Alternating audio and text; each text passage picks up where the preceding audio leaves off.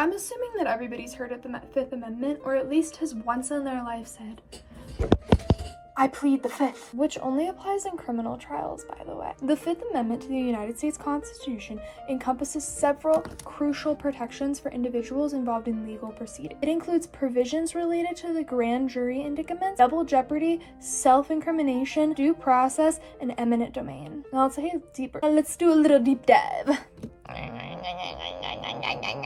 Grand jury indictments. The Fifth Amendment requires the serious federal criminal charges must be initiated by a grand jury indictment, except in cases arising from military service or when the accused is in an armed forces during wartime. A grand jury is a group of citizens conveyed to review evidence presented by prosecutors and determine whether there is a probable cause to believe a crime has been committed and whether the charges should be brought against the accused. This requirement serves as a safeguard against unfounded or politically motivated prosecutions.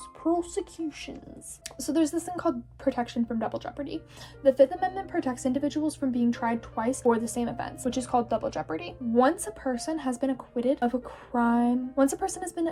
convicted of a crime, they cannot be retried for that same offense, regardless of new evidence or developments. This protection prevents the government from subjecting individuals to repeated prosecutions and the punishment for the same conduct, ensuring finality and preventing harassment through successive trials. Now we also have this other thing called protection against self-incrimination. This is where we get a lot of the I plead the Fifth. The Fifth Amendment guarantees the right against self-incrimination, meaning that individuals cannot be compelled to testify against themselves in a criminal case.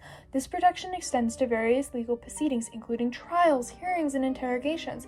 The famous phrase, again, I plead the Fifth, is often invoked by individuals who choose not to answer questions that could potentially incriminate them. This right ensures that individuals are not coerced into providing evidence against themselves and safeguards the integrity of the legal process. The next thing we have is due process. The Fifth Amendment also contains a due process clause that prohibits the government from depriving individuals of life, liberty, or property without due process of law. This provision guarantees that individuals are entitled to fair treatment under law, including notice of charges, a hearing before the impartial tribunal, the right to present evidence and witnesses, and the opportunity to confront their accusers. Due process ensures that legal proceedings are conducted fairly and that individuals are afforded fundamental fairness and justice. Finally, we have eminent domain. The Fifth Amendment also includes a takings clause that limits the government's power to take private property for public use without just compensation. This provision is known as the eminent domain, allows government to acquire property